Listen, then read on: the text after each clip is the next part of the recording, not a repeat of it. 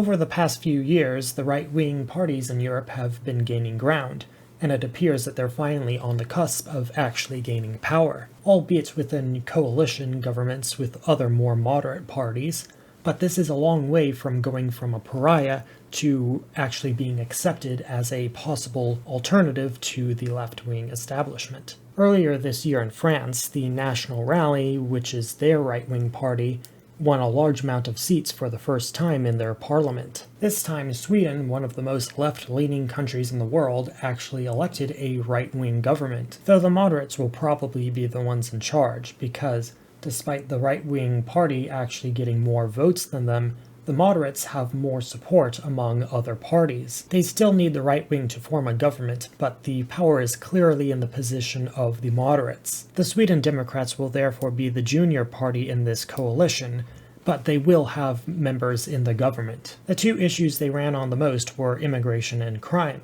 so they're likely to seek positions that have influence over those policies. However, I see this as more of a double-edged sword for them. This is because much of Europe is heading towards an energy crisis in the winter because of their sanctions against Russia, and the parties that are in power during the collapse will get all of the blame. And since this is their first time in government, this might be shown as proof that they shouldn't be put in government again because it might lead to another disaster. This is despite that their opponents agree with the same policies when it comes to Ukraine and Russia. But on the other hand, by the mere fact of them getting into power and not being mustache-twirling villains that want to kill everyone, they have already exceeded many voters' expectations. This is because Europe has been systematically training their populations to view the right wing as inevitably leading to Hitler ever since the end of World War II. And with them being in power and them not doing any of that, that shows the voters that they've been lied to this whole time. So they might not get anything done in the next administration that's forming, but the important point here is that this legitimizes them as just another party to choose from in an election. There's nothing extraordinary about them other than the fact that they disagree with the current establishment on certain issues,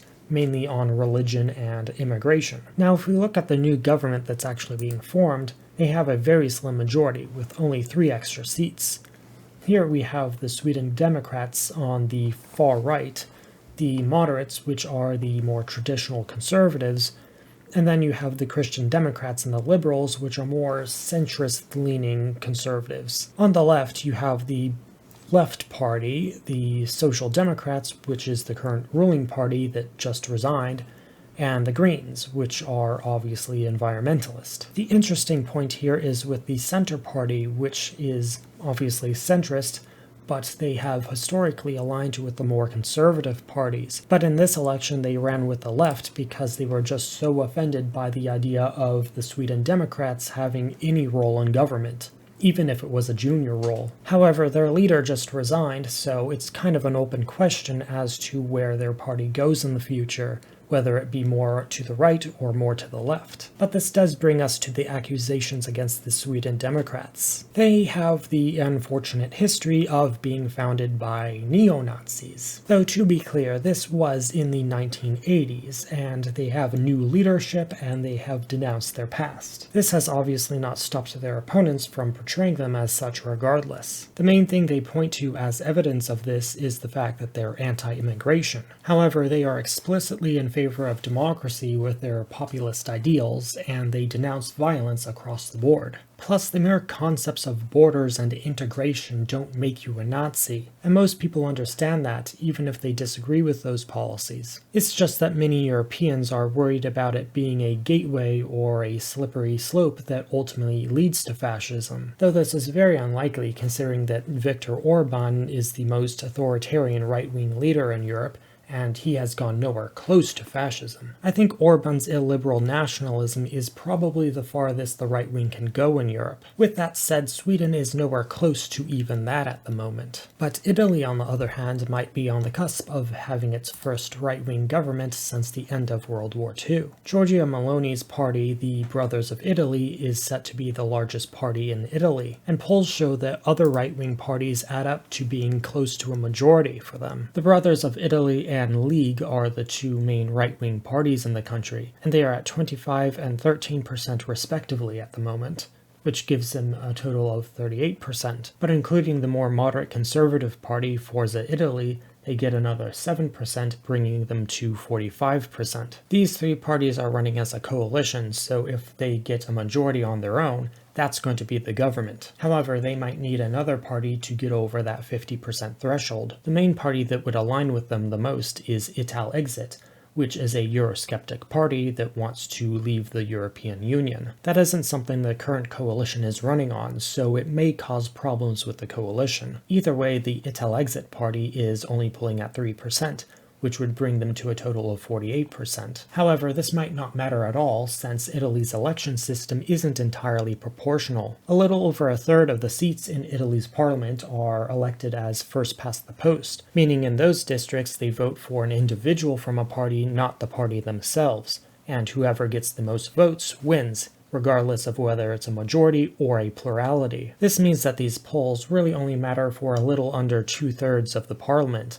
and the rest are dependent on individual races. Taking this into account, analysts who have looked into these individual races generally agree that the right-wing coalition has enough votes to form a majority on their own. This is in spite of the Americans' best efforts to interfere with the election by publishing a dossier claiming that the Russians are interfering in the election by supporting certain parties. And by interference, they basically just mean that certain parties accepted money from Russian oligarchs. They weren't very specific and they didn't name any names, but it's very clear that they're talking about the right-wing parties. This is because the right wing can't get any funding from the existing institutions in Europe, since they're fighting against the establishment. There's also the fact that if these institutions fund any of these right-wing parties, they'll get harassed by their governments, NGOs, and the European Commission. This basically gives the right in Europe no choice but to accept money from foreign sources, which of course is used to justify their repression by their governments as they are foreign assets in their eyes. It's a cyclical system that essentially turns these European countries into illiberal democracies. But this hasn't really worked too well in this election so far, and that's probably because Giorgia Meloni is very pro-Ukraine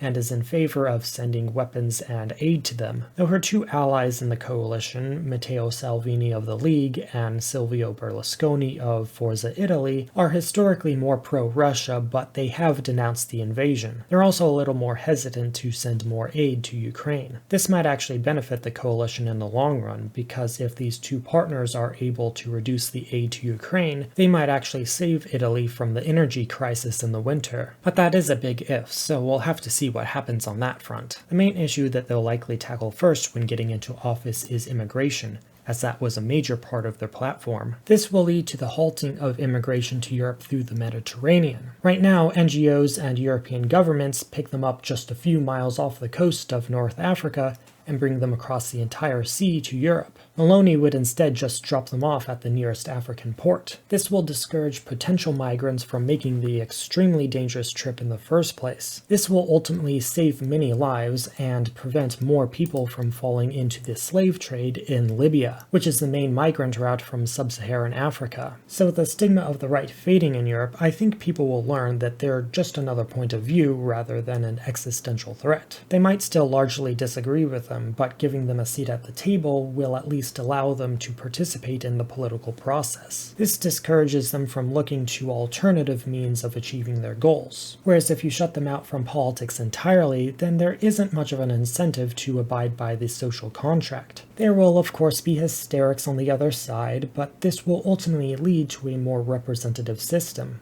But that's my take. What do you think the effects of this will be? Do you think this is a slippery slope that will lead to authoritarianism? Or do you think this will lead to a more democratic system with more groups represented? Let me know what you think in the comments. Thank you all for watching and have a nice day.